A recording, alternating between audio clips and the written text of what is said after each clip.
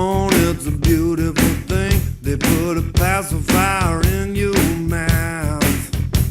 You crawl around naked on the kitchen floor, and your mom and daddy feel so proud. Everybody looks good, at the starting line. Get on your mark, get ready, but you better keep this in mind. You can hit the ground running like you shot from a gun, but going the distance is a hard part fun. Everybody looks good at the starting line. You fall in love, you tie the knot, you're on a permanent honeymoon. But 20 years later, when the pill is gone, will she still be in love with you? Everybody looks good at the starting line. Get on your mark, get ready, but you better keep this in mind. You can hit the ground running like you shot from a gun, but going the distance is the hard part fun. Everybody looks good at the starting line. Yeah. Move out. Hello, my name is John Bennett. I was listening to Rusty Humphries, a right-wing radio talk show host who was talking to a black lady who was a supporter of Barack Obama's. She was calling from Hawaii, and he was asking her just what it was that qualified Mr. Obama to be president. Specifically, Rusty wanted the caller to tell him what Barack Obama had ever done as a senator. And the lady was struggling to answer the question, and she basically couldn't tell him. And Rusty asked her again, what has Barack Obama done as a senator? And she answered by asking Rusty, well, what has John McCain done while he was in the Senate? And Rusty named some bills that McCain had worked on and gotten passed. And then he asked her again, what has Barack Obama done that qualifies him to be president of the United States? And he asked her a total of 4 times. And she couldn't answer the question. She finally called him a racist and hung up on him. And so, I really wanted to call the show and answer the question about Barack Obama. But I was driving, and so I let it go. But I really want to address that question. I think it's a good question because it prompts an even better answer. You see, for instance, I doubt most people could answer the question as to what John Kennedy had done before he was president, when he was a junior senator, just like Barack Obama is now. But, not that many presidents have been congressmen at all, for that matter. I don't think many people can say what anybody did before they were president. Bush Jr., Clinton, Bush Sr., Reagan, Carter. What did they do while they were in the Senate or Congress before they were president? Well, nothing that I can think of. None of them were congressmen or senators, were they? Most of them were governors of their particular states.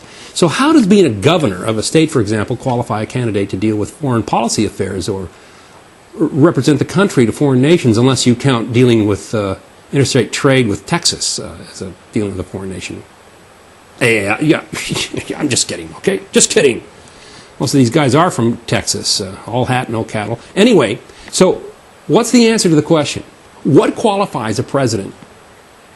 What qualifies a person to be president? What qualifies Barack Obama, for example? Well, first of all, in a democracy, it really doesn't matter. The hard reality of it is that wherever or whoever gets the votes gets the job. So how do you get the votes, Rusty? Maybe the question should be, why is it the particular candidate, or this particular candidate, has had such a sudden rise to fame? He's young. He's just getting started. What's he going to be like in 10 years from now? Students of the human mind have found that when it comes to remembering something or making a decision, emotions are what determine it, not reason. Those moments when you felt something are the moments you remember best. And the people who make you feel something are the people you remember best. Emotions guide people, not logic. And so the best answer to that question, what has Barack Obama really done, is that he has inspired people. You know, there's a huge difference between management and leadership. To manage people, you need to be organized. You need to provide people with objectives and incentives. You need to know how to deal with exceptions, the unexpected, those things that you hadn't planned for. And there are a lot of good managers out there. There are a lot of great managers out there. But look, managers can be appointed just as easily as they can be elected. Now, there's a fourth item. That after you provide people with objectives and incentives, after you've dealt with things that nobody had expected to happen, there is a fourth thing. It is a quality that few people are blessed with. Our greatest leaders of all time had this same quality. Washington had it, Lincoln had it, Roosevelt had it, Winston Churchill had it, Kennedy had it, Reagan had it, even leaders who did bad things had it. Napoleon had it, Hitler had it, Joan of Arc had it, Jesus Christ had it, so did Muhammad. And what is it? It's the ability to inspire people and bring them together. That is the ability to lead. You know, the more you love people, the more you can connect with them. And once you've got that down, the rest automatically follows. And that is what makes the greatest of the greatest. The person who has the biggest tent. Well, who has the biggest tent? Who has the most inspired followers? Right now, America is desperate for good leadership. The world is desperate for good leadership. Now, you might be able to manage people, tell them what to do. Well, any petty little dictator can do that. But if you can't inspire people, you'll never be a great leader. You might be able to manage them, but you're not going to lead them. Now, you can give all the reasons that you want why somebody should be president and why somebody else shouldn't. But that doesn't mean much to me after I've had a chance to hear that person speak. Now, what made Lincoln a great leader? What was it that he did that made him a great leader?